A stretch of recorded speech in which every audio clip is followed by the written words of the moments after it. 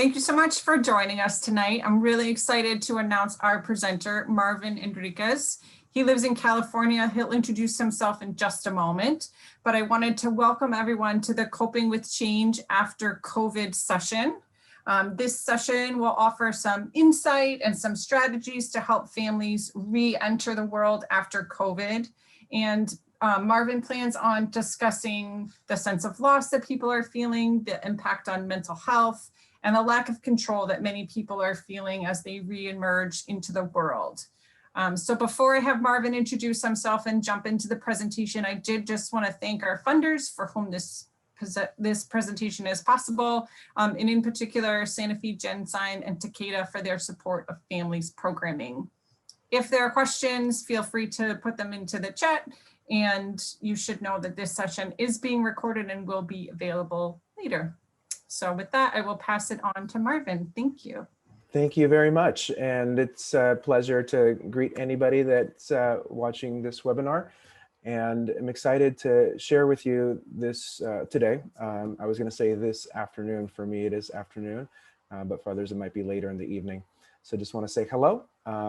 My name is Marvin. I do live in Los Angeles, and I work as a marriage and family therapist here in the city of Los Angeles, which means I spend a lot of time with folks who are processing a variety of emotions, and certainly in this past season has been rich with emotion.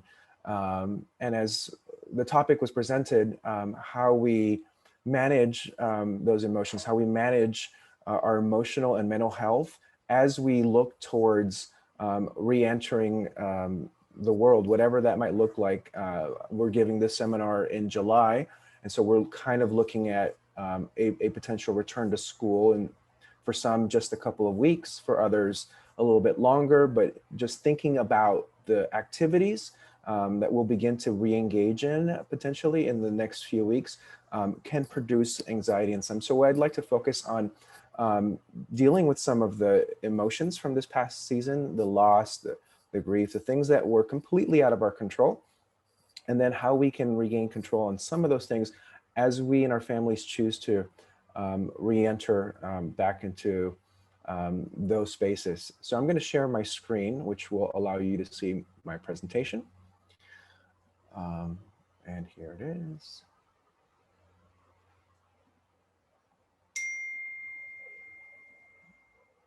Okay.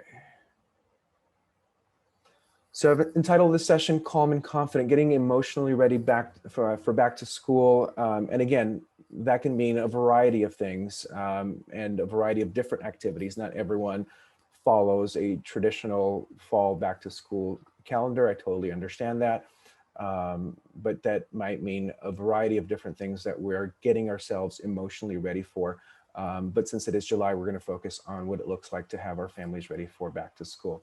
And I wanted to start with a quote from hopefully somebody you recognize, and that's Mr. Rogers.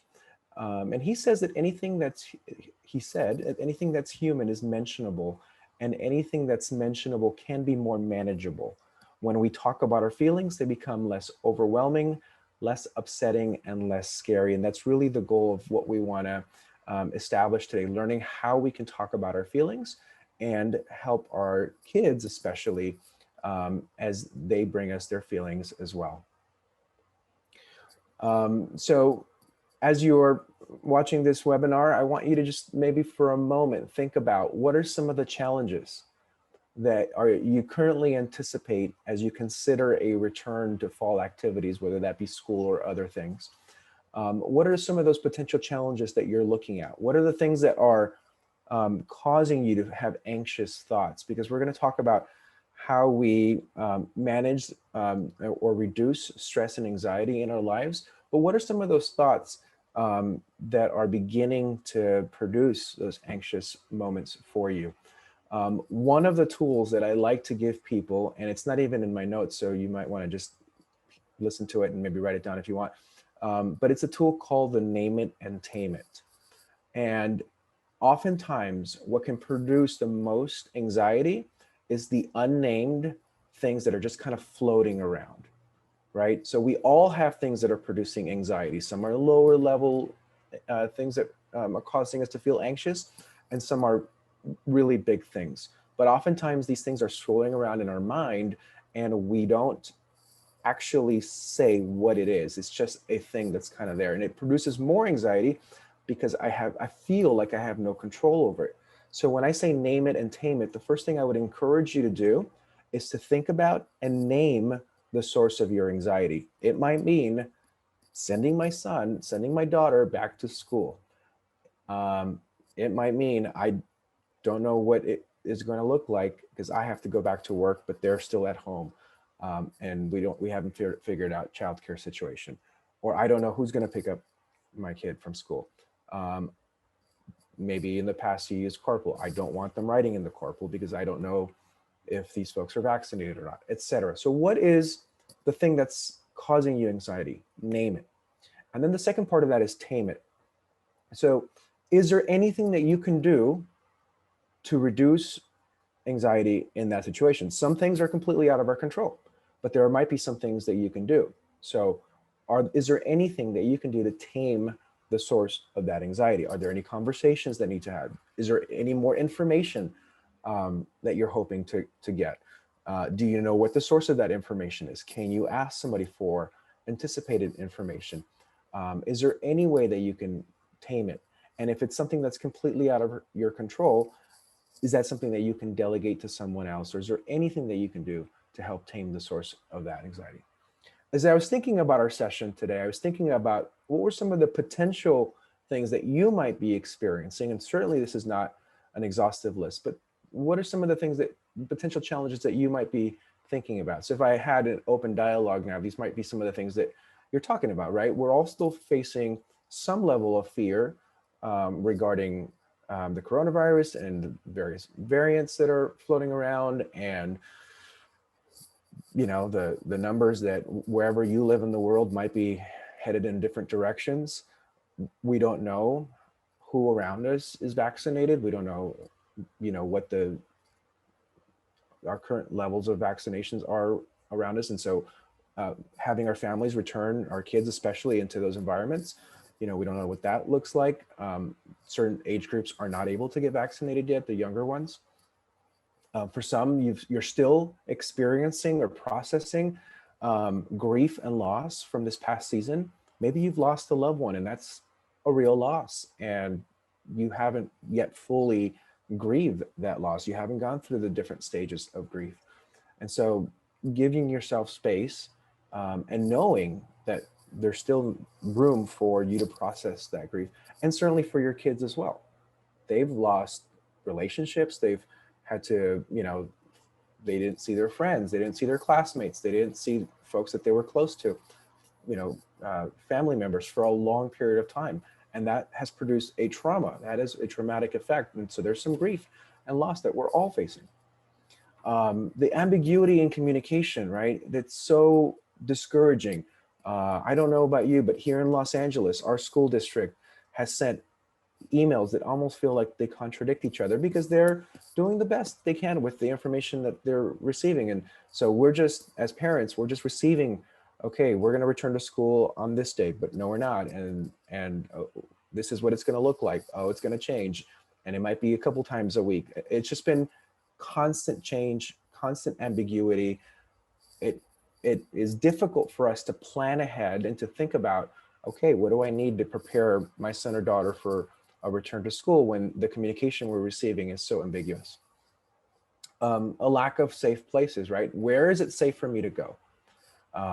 Is it safe for me to go to Costco? Is it safe for me to go to the playground? Is it safe for me to go back to my house of worship? What are those safe places? Are there safe places? The places that were traditionally safe places no longer feel as safe. And so as much as you're feeling that, right, our kids are feeling that as well. There's things that are, like I've mentioned before, out of our control. So there's certainly a lack of control that we're all facing. And for many, this season has brought financial challenges as well. Again, I understand that's not an exhaustive list, but I was just thinking about some of the things and some of the challenges that we might be facing and some of the things that might be causing us anxious thoughts in this season. So where do we begin?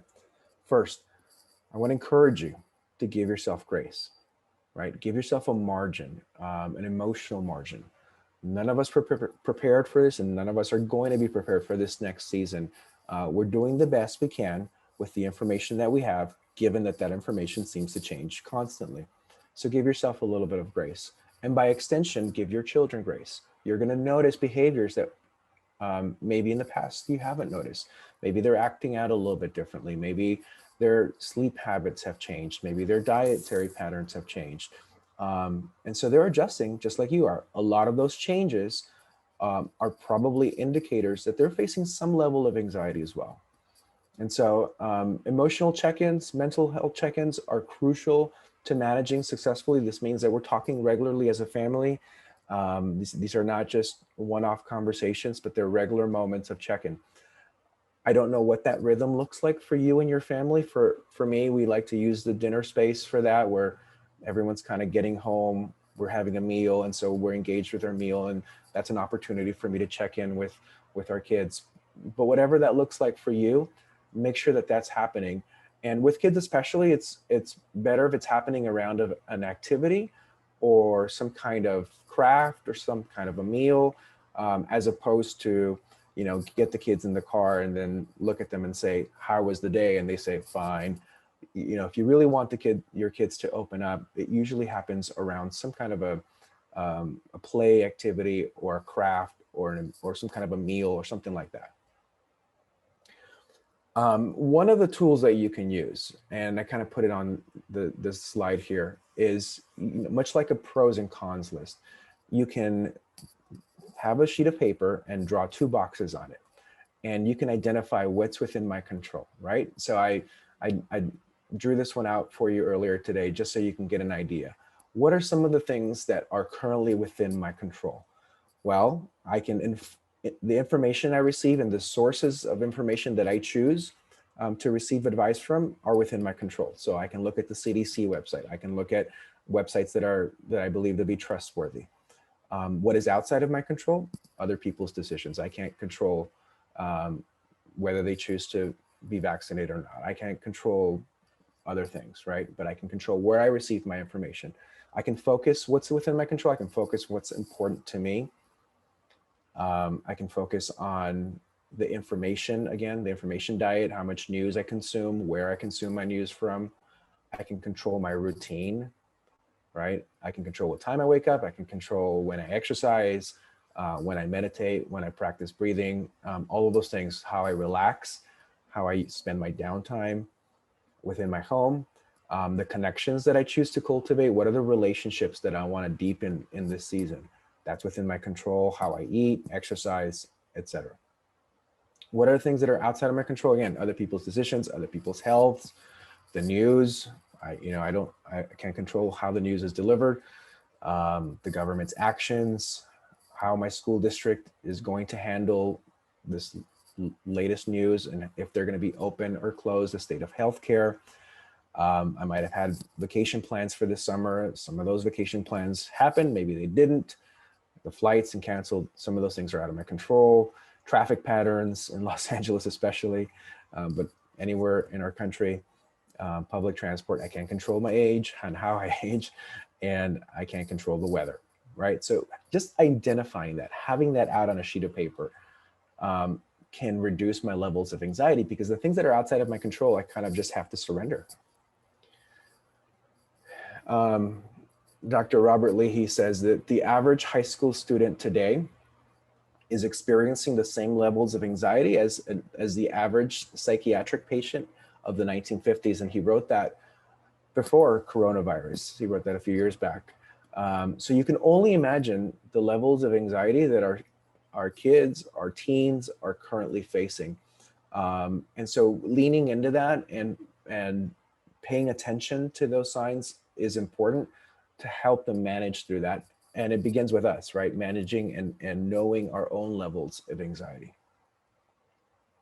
So what are some of those signs? In smaller children, it might look like frequent crying. They might experience a difficulty staying still for longer periods of time. And before I even launch into all of these signs, what I want to say is, you might be looking at this list and saying, well, all kids go through that. And yes, all kids go through some healthy levels of crying and restlessness and things like that. I'm talking about things that are out of the ordinary for your child. When this becomes more frequent and more repetitive, and it just seems that it's out of the norm, and you know your child better than anybody else, so you would be best qualified to identify, okay, there was always some crying, but in the last 3 months, I've noticed that the crying is more consistent, and it's every day, or it's multiple times a day. And so recognizing these signs is important. So again, I want to say that all of these things might look normal to some degree, but we're talking about them being out of the normal boundaries, out of the normal parameters. So frequent crying, difficulty staying still, sleep problems, right? Pay attention to sleep habits in your children, because that tells you a lot. Any age child, including nightmares. Again, we're talking about repetitive stuff. An overwhelming fear of being alone, right? You can't even leave the room and they're chasing you down. And every time you say, I'm going to be right back, I'm going to go into the kitchen and grab something, or I'm going to go into a different room, or whereas in the past, they could be by themselves for a few minutes at a time or even longer. Now they just can't do that, and they want to consistently be next to you. On the other end of it, there's unusual amounts of aggressiveness. Again, this is higher levels than what you've experienced in your child before. And then a repeated need for reassuring gestures. So they want a lot of touch from you. They want to consistently be with you, and physical touch is important. Or they're asking lots of the same questions over and over and over again. Or the excessive need for them to have these comfort items, whether it's a blankie or a pacifier or whatever that comfort item is, a toy, whatever that is for them. Again, you're looking for things that are out of normal, and you're looking for things, maybe a combination of these things where you haven't seen these before. If you recognize any of these things and they feel like it's just becoming out of the normal pattern of behavior for your child, that is a sign that they might be facing some sort of stress and anxiety this season. And for teens, it might look a little bit differently. For teens, you'll definitely notice emotional changes, right? Irritability, anger, unexplained outbursts, especially as they're going back to school and you're starting to work on homework projects with them. You'll notice a difficulty in concentration levels and concentrating, an unusual amount of restlessness. If they start complaining frequently of headaches, stronger headaches, migraines, gastrointestinal issues, or they're always having problems with their stomach, their tummies, excessive amounts of fatigue, right? Teens sleep a lot, but this is excessive. And then again, unexplained aches and pains. It wasn't an injury, something hurts a lot all the time. They change in eating habits. They start eating way more than they were in the past, or way less. Again, that's something to pay attention to. And also sleeping. Sleep habits tend to be pretty constant levels of, for all of us, including adults, just a kind of a monitor or a warning sign of something's off. So here's what I want you to not do. I don't want you to rebuke these warning signs. Think of them as an alarm system, right? Nobody likes to hear a loud alarm system, but everyone's grateful for the alarm system when it exists and it's working properly, and it helps us to get out of danger. So think of these signs of stress and anxiety like an alarm system. So instead of you becoming frustrated and angry at these behaviors because you think they're just bad behaviors from your child, start to notice that these are patterns of stress and anxiety. That means that they need something. That means this is an alarm system. It's asking for something. What is it asking for? Well, first, it's probably asking for time with them alone, right? Spend more time with that child, more than you would already spend. Spend additional time with them. And if you have multiple children in the house, isolate the child and spend alone time with them as much as you possibly can. And when you're in that time, really listen to them. Take the time to listen. Ask them not just questions about their day, but really look for any emotions attached to the content that they're giving you, right? Kids and teens, they're not going to be able to articulate emotion very well. So they're going to say, they're going to have an outburst. And when they do that, to say, is there anything I can do to help? Um, can you describe to me what you're feeling right now? Can we go for a walk? Is there anything that I can do to help? And if they give you an emotion, or if you can see that clearly they're frustrated or clearly they're angry, but they're having a hard time, then you might want to say, are you feeling angry? Is there something I can do? Tell me what that feels like. So instead of jumping into problem solving mode, just listen and just validate the feeling or the emotion. If it's possible, arrange for them to be in positive community. So if there is a safe place of friends or family members, classmates that you know is a positive influence, a safe place for them, then take the time for them to be in that community, because one of the things that we're grieving is the loss of that community over the past season. And of course, if you need additional support, don't don't feel afraid or embarrassed or any kind of way about reaching out to a counselor or therapist. One thing I will say as a counselor and therapist, um, as much as you can, right? It's helpful when we see the child, but it's much more helpful for us when we see the family unit.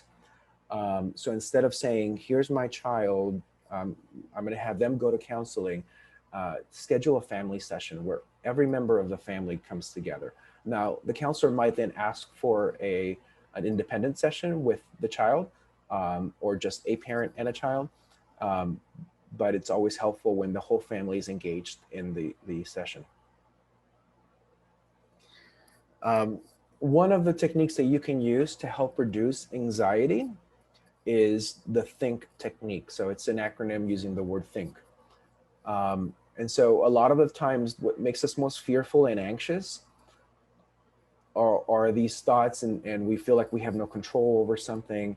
Um, and, they just become this high level of anxiety in us. So here's what you can do. So think through that thought, right? Is this 100% true? If not, what are the facts? Is it just an opinion, right? So is it true? Is that thought true? Is there any truth to that fact, right? We have heard a lot about the various variants that are causing difficulty today. So is there truth to that? What are the reports?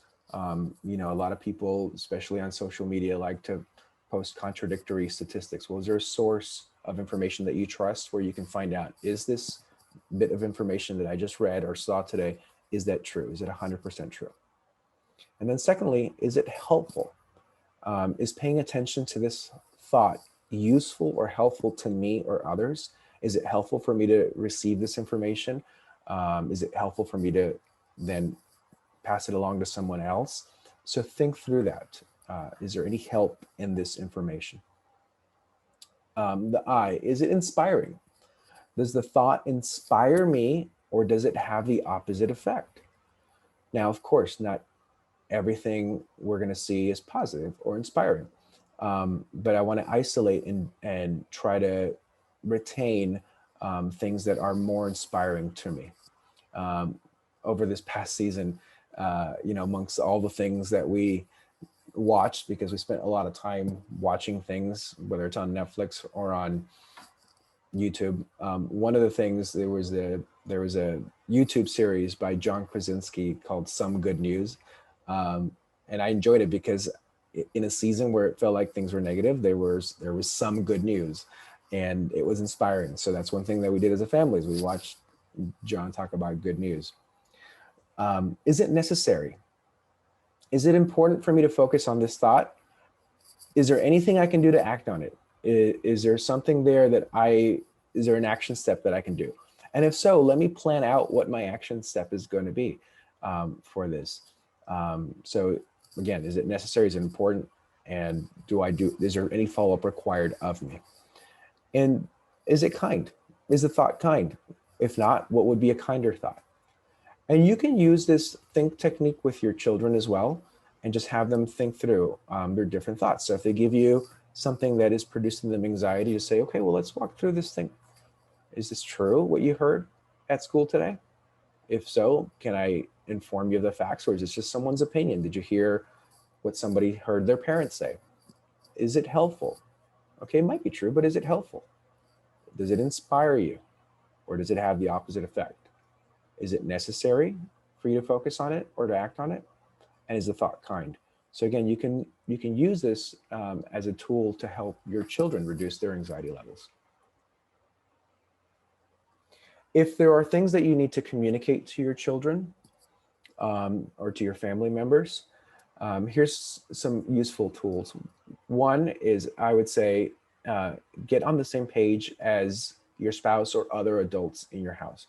One of the things that can be so conflicting is to get mixed messages from adults in their world, right? So if one parent, if the message of one parent is, we're not going to do play dates for this next season, but the other parent says, well, yeah, let's go ahead and do play dates. And so that's a mixed messaging. And so the child then is going to feel anxious because they don't know who to ask if they want to have a play date or if they want to see their friend, etc. So let's keep our messaging consistent, which means that if you have conversations that need to be had with those other adults in your house, make sure they're happening out of earshot of your children, especially the more difficult conversations. Make sure that those are happening out of earshot. Make sure that you have an emotional check-in for yourself. If you're married, there's an emotional check-in for you and your partner, where you're having those conversations at your own space, in your own time, where you're going to process your own emotions before you come to the kids. As much as possible, keep your conversations age appropriate. So if you have children of different ages, this might mean that you're having different conversations with different children. And I know that's a lot more work on us as parents. And it's a lot easier to round up all of our kids and say, okay, this is how we're going to handle back to school shopping this year. Or this is what we're going to do for our summer vacation, or this is, but different kids are processing information at different levels. So especially with the more tender conversations, let's have those let's make them age appropriate, and let's make sure that if there's multiple children in the house, that we're having different conversations that can be had at different levels. And of course, give age appropriate responses. So if you need to respond to a question that they're asking, make sure that you're responding at a level that they can understand, they can process, that it's not overwhelming them. I think I said this before, but start with listening, right? So ask them, what have you already heard? Because as much as we try to shield them or limit what information they're receiving, they're getting information from sources, whether that's online, whether that's through friends, or through wherever. So ask them, what have you heard about how we're going to handle back to school? What have you heard about what your school is doing to keep you safe? And then start with that information that they might already know. Clear up any misinformation, right? Because they're getting information from a variety of sources, and we don't know the veracity of those sources. So the first thing you want to do is, well, actually, here's the truth. Here's what we are going to do as a family. And you can clear up any misinformation before you then give them any new information. You can offer truthful reassurances, right? So don't lie to your kids, but certainly keep things hopeful, because of all the things that we need in this season is to instill hope in our children and in our families. But make sure that those are truthful reassurances. So that means to say, honey, I don't know what this next season is going to look like. However, your dad and I are going to do the very best we can to keep our family safe, right? So it's okay to say, I don't know, but we're doing our very best. And we're going to do our best to protect you. And we're going to do our best to keep you safe. So again, speak truth, but let's make sure that it's hopeful truth. For younger kids, again, you can, when you speak to them, make it fun, right? So not just information, but keep it interesting. Kids do a lot better when they're engaged in some kind of activity, stories, play, creative projects. For older children, for teens, you can always have fun with stories. Again, this is a more creative way to say, we're going to talk about something that might seem scary to you. We're going to talk about something that is a necessary conversation, because here we are a few weeks away from school. But we're going to have this conversation, but we're also going to make it interesting. We're going to have fun while we do it. And as you're having those conversations, as you're engaging your child, acknowledge any feelings, right? So be careful not to dismiss or invalidate, right? The last thing you want to say is, no, you shouldn't feel that way. Make sure that they feel that their feelings are validated, to say, wow, that sounds difficult, and I'm so sorry you've had to carry that in this season. And we're going to do the very best we can to help you successfully go back to school and successfully go back to being with your friends. And, I don't know what I should do around other people right now too. I had to have that conversation with my kids. I see people in the office and they come in, and some people immediately stick out their hand for a handshake, others don't. And it's this awkward moment now where I don't know how to act around people. It's been a long time. And so I had that conversation with my kids. They're going to feel that, right? How are they going to, what are they going to do when they see their friends again, if they haven't seen for a long time? When they see their teacher, what if a kid, immediately goes up and wants to hug somebody, and, all of these things. So you can say, I know it feels difficult, or it's frustrating, or it might feel awkward. Name that and don't invalidate the feeling. Let them know that it's common for them to feel the way they do. It's common for adults, it's common for children, and many of us experience that feeling. Okay, another acronym for you. Hopefully you like acronyms, because I got a lot of them for you. Another acronym is the tool I like to use, called RER. And when I'm in a session with someone, it just helps me to remember the order of which I want to do things. So the first thing I want to do is I want to reflect. When you're reflecting what another person gives you, especially a child, you just want to be a mirror, right? You just want to say, what I heard you say is this. Here's what I think you said. Did I get this right? So you want to use words like that, and then maybe repeat. What I heard you say was, you had a fun day today, and that's so exciting. And so basically you're just reflecting. You're just mirroring back what they've already given you. Secondly, you want to try to empathize with any emotion that you heard. So if they said it was scary today, or I don't know, they may not put a feeling word attached to it, but they might give you more content, and maybe you have to dig out the feeling word. Just put yourself in their shoes. Try to feel some empathy for the way that they're feeling, and just say, wow, it sounds like you were frustrated today, or you were angry today. What made you feel that way? Or how did you feel? If you can't pick up on the emotions, you can say, how did you feel about that? You can ask that. And then finally, the R is reassure. Again, truthful reassurances can be very helpful, to say, your teacher's doing the best they can to help you, but it's a difficult situation, and you have every right to feel the way you felt today. Or we're gonna have a talk with your teacher to make sure that they understand, right? So you can reassure on some truthful level.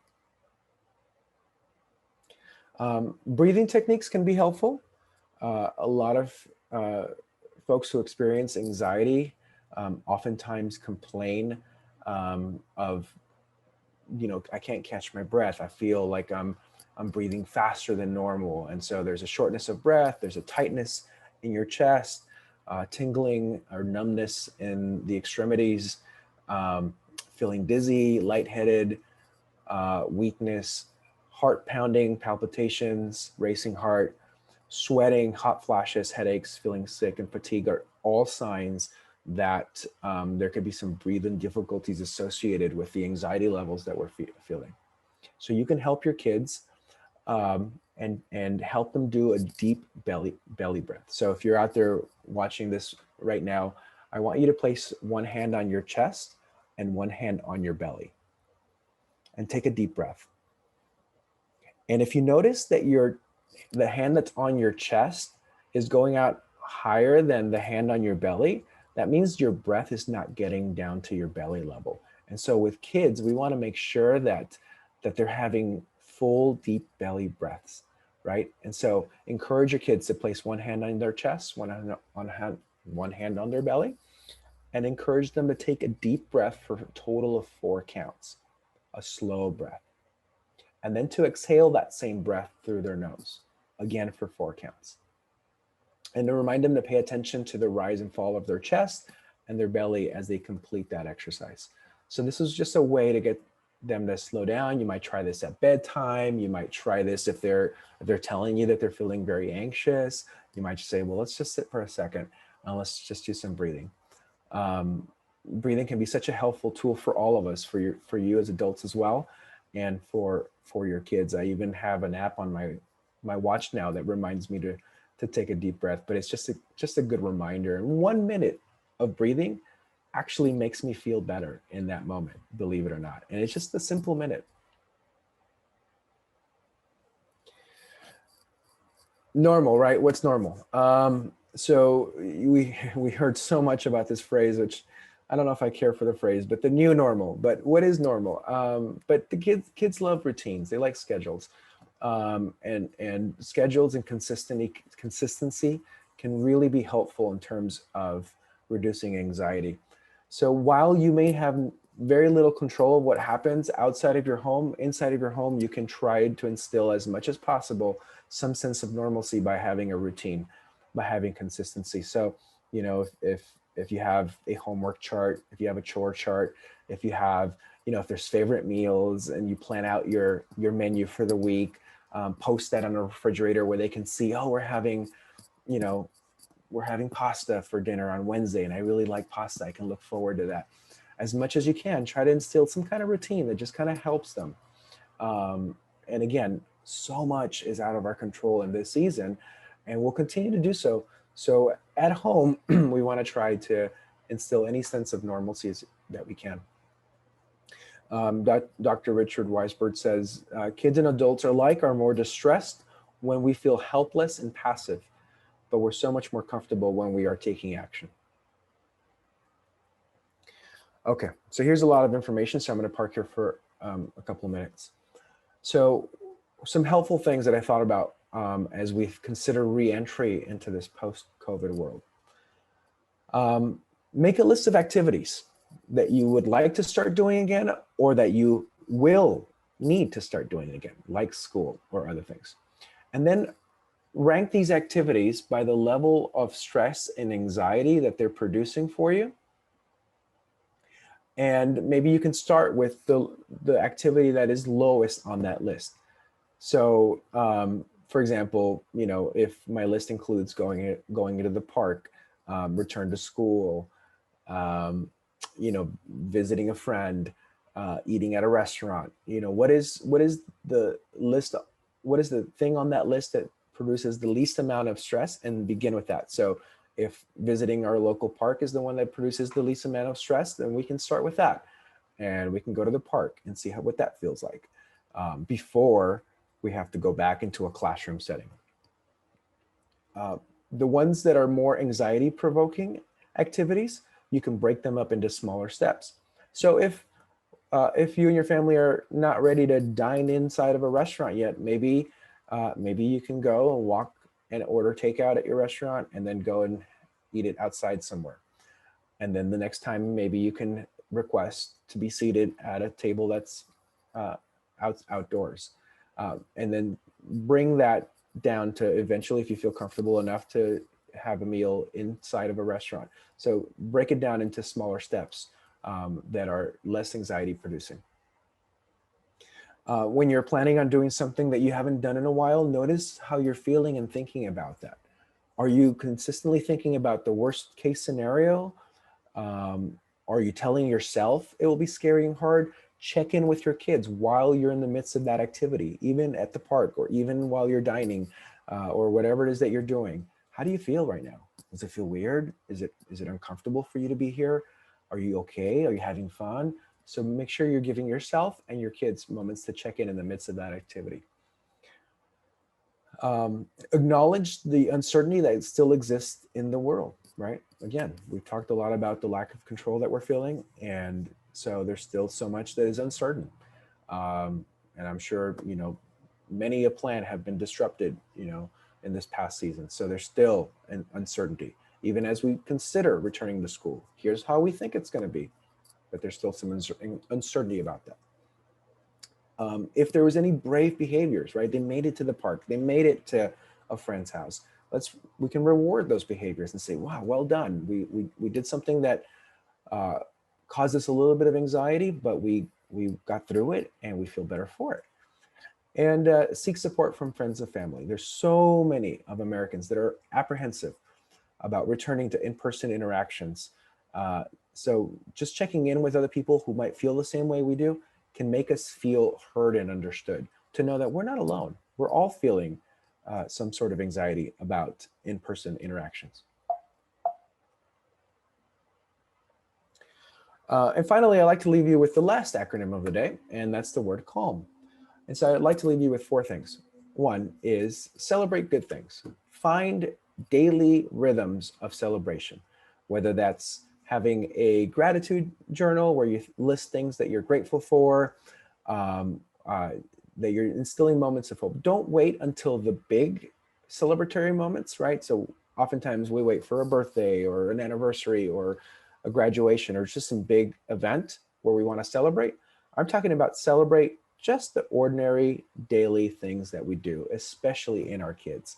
And so incorporate play, incorporate moments of prayer or meditation, laughter, dancing, exercise, a walk, spending time with the dogs outside, whatever it is that we love to do, celebrate good things and try to do that every single day.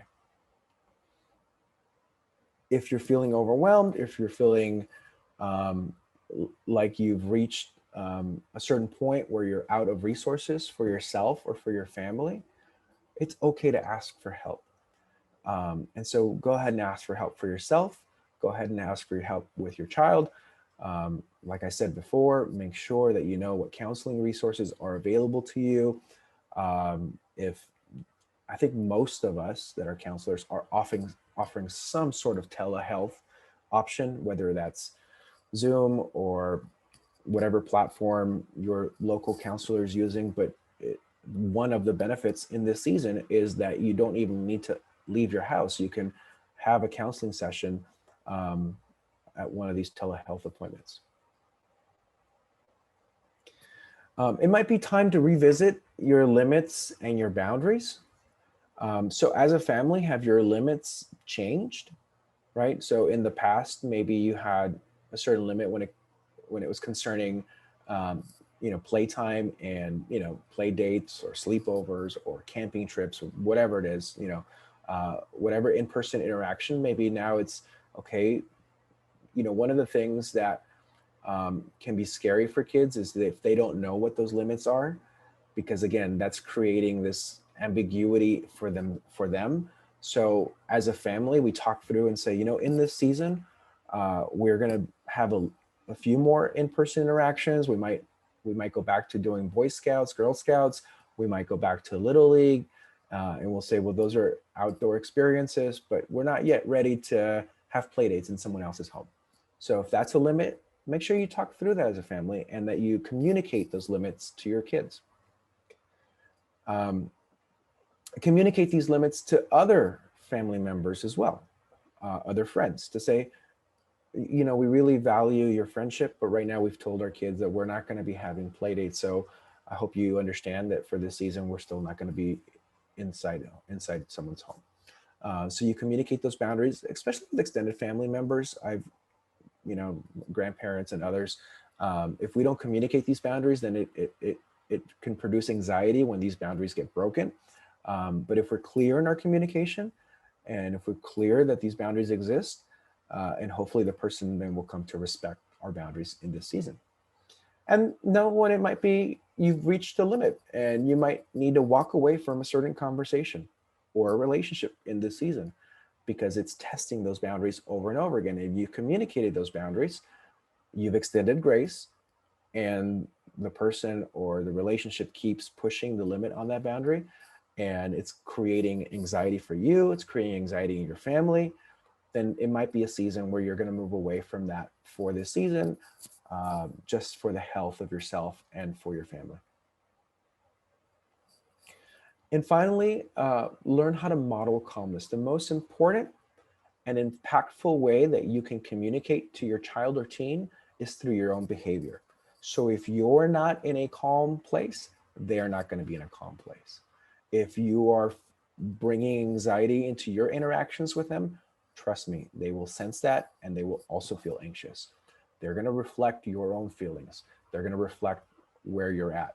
So as best you can is you want to model calmness for them. So that means you have to pay attention to your own feelings, to your own reactions.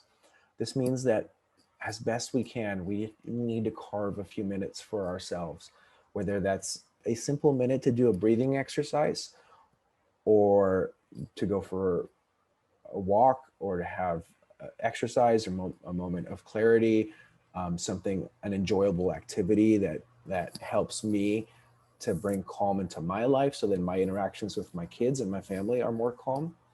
And again, I've already said it before, but when you're having to have difficult conversations, to make sure that those are happening out of the earshot of your children. I want to save some time here at the end for any questions. So if we have any questions on the chat, I'd be happy to answer those now. Thank you so much, Marvin. That was such a good presentation. I so appreciate all the acronyms and the name it and tame it and all the concrete suggestions that you gave. So thank you so much. You're welcome.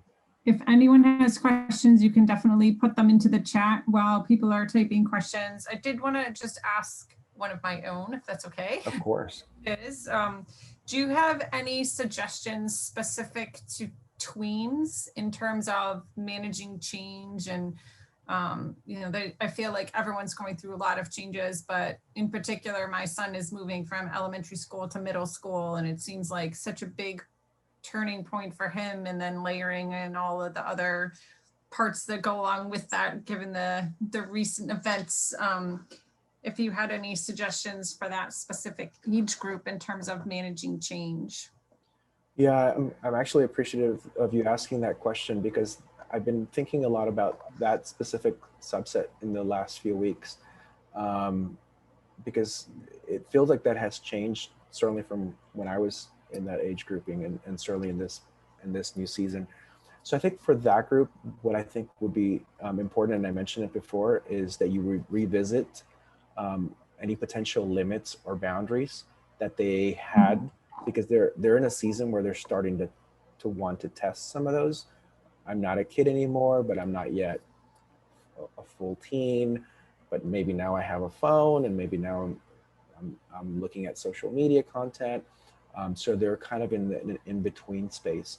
So to create a certain set of limits and boundaries that is specifically tailored for that age group, to take their voice into consideration. So as you're setting these limits and boundaries, to maybe listen to them, hear what's important to them, validate any feelings that they might have, and then to say, we're not going to treat you like your 8-year-old brother, but we're also not going to treat you like your 16-year-old sister. So somewhere in between, but that there be some kind of conversation about that, I think is important. Great. Thank you. It's a fun age. Sure. Yeah, it's great. It's great. Let me see here. I don't see any other questions in the chat right now. But certainly if people have questions, they can get in touch with the programs team at HFA, and we'll be happy to respond as best we can and engage Marvin in responding, given that he's the expert in this particular area and in many other areas. But again, I really appreciate your time and energy in creating this presentation and sharing your knowledge with us. And the recording will be available shortly. So if anyone wants to revisit the acronyms or look again at the suggestions, they'll be available very soon. Well, thank you again, Marvin. I so appreciate it. Yes, it was a pleasure. Have a good night. You too.